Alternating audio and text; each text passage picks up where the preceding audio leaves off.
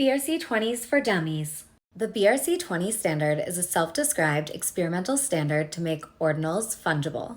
It was launched by Domo Data on March 8, 2023.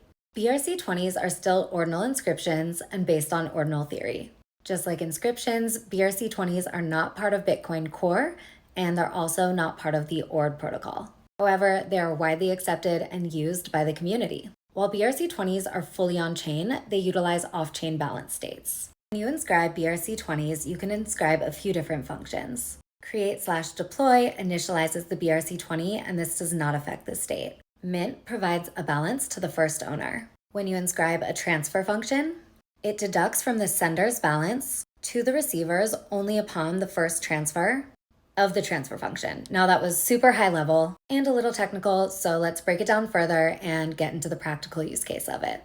You list BRC-20s, first you inscribe a transfer function. I do have a video that shows the whole process, but if you remember, you choose the amount of BRC-20s that you want to inscribe to transfer. So here I decided 3,000, and if you were going to buy OXBT on the secondary market or any BRC-20, you would have to buy the full amount of 3,000 at the price that I listed.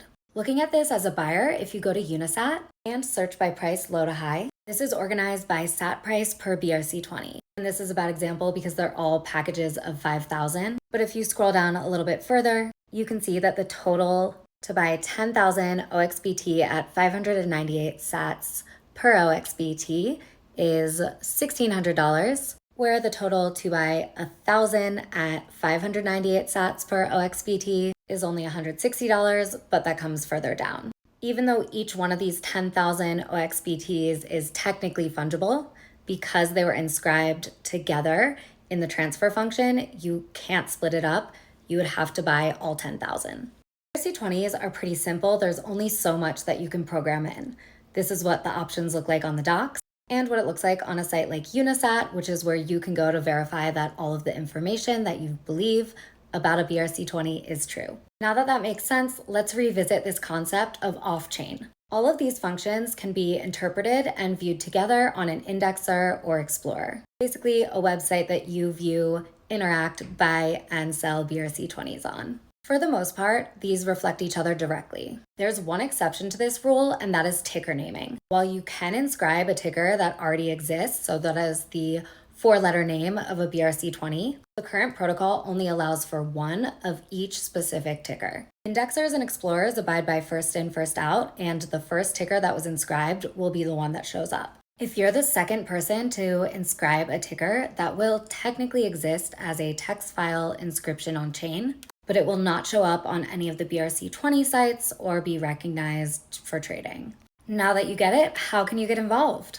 Both Unisat Wallet and Ordinals Wallet are wallets, places where you can deploy your own BRC-20s with no code, as well as BRC-20 marketplaces. Best in Slot is an amazing aggregator and explorer, and Xverse Wallet is also completely compatible with Unisat's marketplace and with BRC-20s. Both Xverse and Unisat as a wallet are also compatible with Ordinals Wallet, the marketplace.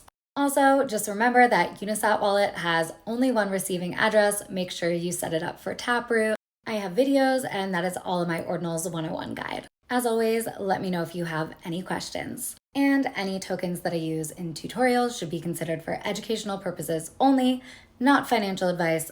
Do your own research.